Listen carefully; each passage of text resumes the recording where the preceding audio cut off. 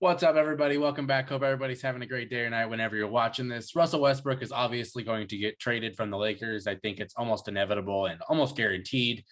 I got some trade scenarios and I want to know what people think of them. Some of them are trades that have been kind of floated around in the past, but I want to know what people think. If you completely disagree, that's completely fine. I want to know what trades you guys could have thought of that might work. Okay. Before I get into it, if you're new to the channel, please subscribe. And if you enjoy this kind of content, please like the video. Let's trade Russell Westbrook now. Okay.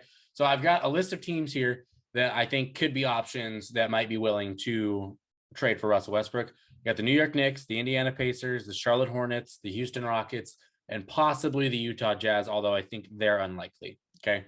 But I'm going to get into the scenarios that I created for all of them. All right. So let's start with the New York Knicks. And the Knicks have been kind of floated around as a potential destination for Russ. And this is the trade that I think might work because I think both sides have a sour apple on their roster that they're trying to get rid of.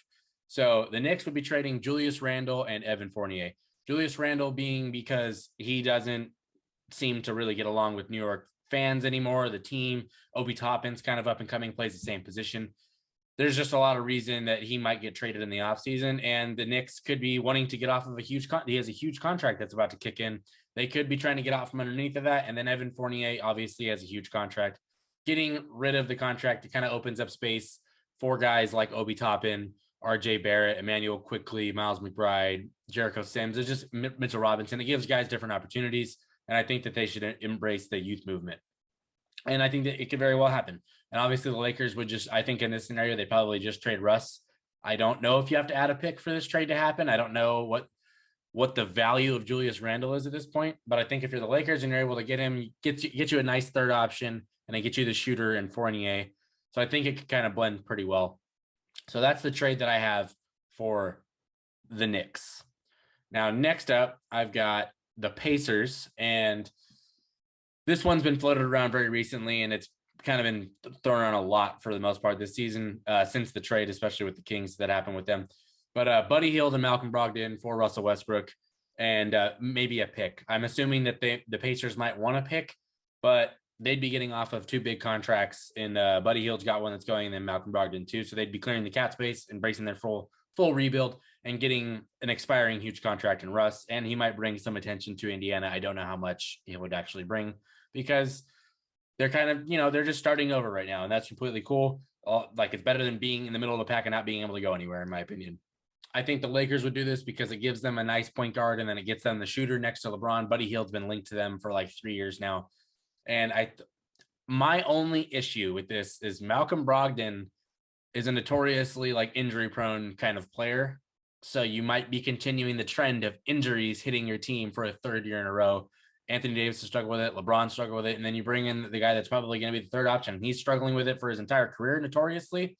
I don't know how much I like that. So I could see this trade happening, but I'm just kind of like, it is what it is at that point. Right.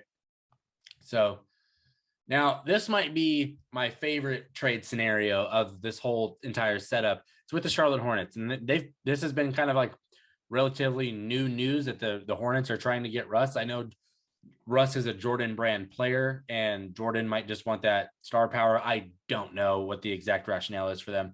But the trade that I thought of is Gordon Hayward and Kelly Oubre. And obviously the Lakers would trade Russ in this situation. I don't know if you need to add picks to this because Gordon Hayward's had a lot of injuries and he's getting paid a lot of money. So the Hornets might be looking to get off of a huge contract. And then Russ is expiring. And I think this is something that's not getting looked at enough.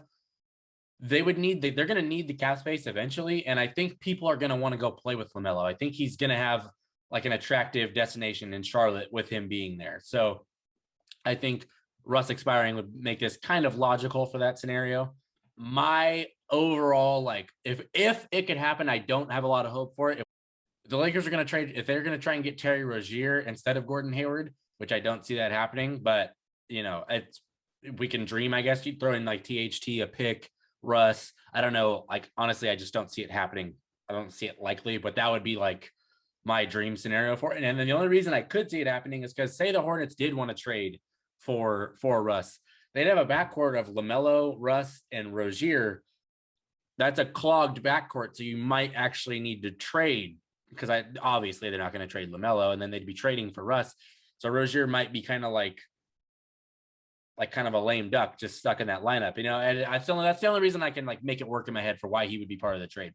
But I think if the Hornets, back to the original one with Hayward and Oubre, you get off of Hayward's contract. Oubre's not getting paid a ton, but you know, the Lakers get their wing depth with him and they get Gordon Hayward, who is a solid third option when he plays.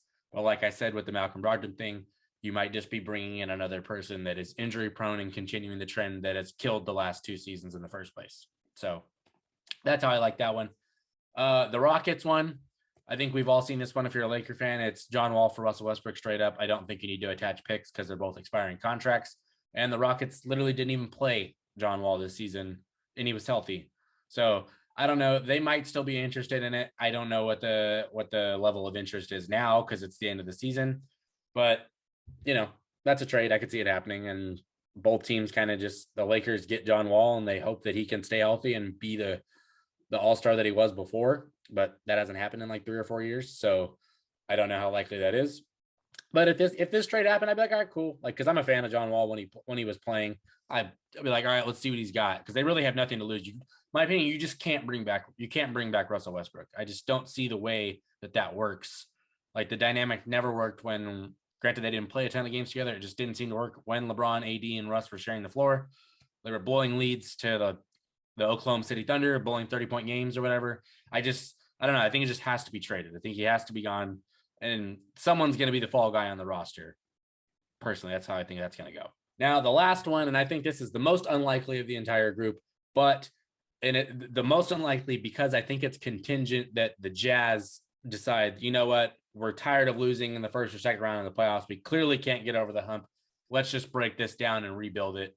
And them, you know, just deciding to start over. And that would be contingent upon them probably trading Rudy Gobert.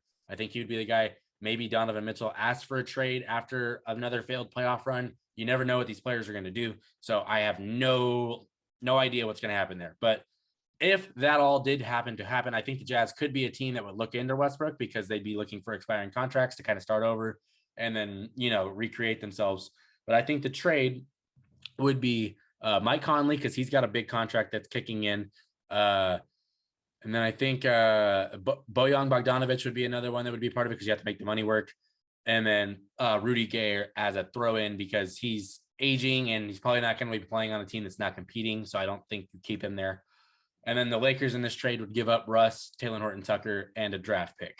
Because I think the only way the Jazz do this is if they're getting a pick because the only way that they're even looking at this is if they're rebuilding. So you would need picks. That's like the main goal of rebuilding is getting picks. So I think that is how that works. I don't know how likely that is.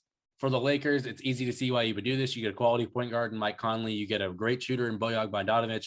And then you get a decent wing in Rudy Gay. So you're kind of building out the depth of the roster. And I think that's really what the Lakers need to do with this Russ contract, if they can, is they need to get 2 or 3 depth players that can play on the roster. They don't have to be stars or anything like that, but you need to get depth guys that aren't, you know, on the street for 6 months of the season or, you know, not playing at all or like not even good enough to crack rotations. Like you need good, decent players around LeBron and Anthony Davis if you want this to work. So like I said, I don't think this will happen with the Jazz, but I think it because it's contingent upon other things happening, but it could because honestly, it's kind of inevitable that the Jazz are probably going to get eliminated in the playoffs. Like I don't think anybody really sees them as a threat. They've been struggling to finish the year. And it's not meant to like trash the Jazz, but I'm just saying logically you can kind of see the direction that they might choose to head, or the players might decide that I don't want to be there anymore. Something along those lines can happen. Maybe I'm making up stories that are just never going to happen. But anyway, bottom line, Russell Westbrook, he's got to get traded. I love Russ as a player, and I have basically his entire career. But I don't see the fit on the Lakers, and it just doesn't make any sense. So he's probably going to get traded. These are the scenarios I cooked up. Let me know what you think of them in the comments. If you agree, disagree, or if you have your own trade scenarios, I want to see them. Hit me up on Twitter if you want to send them there. I'm going to post he's probably down here somewhere is what I'm guessing. And yeah, if you're new to the channel, please subscribe. And if you enjoyed this content, please like the video. I really, really appreciate it. But Rush, you got to go. I'm sorry, my boy. I'm done here. Peace.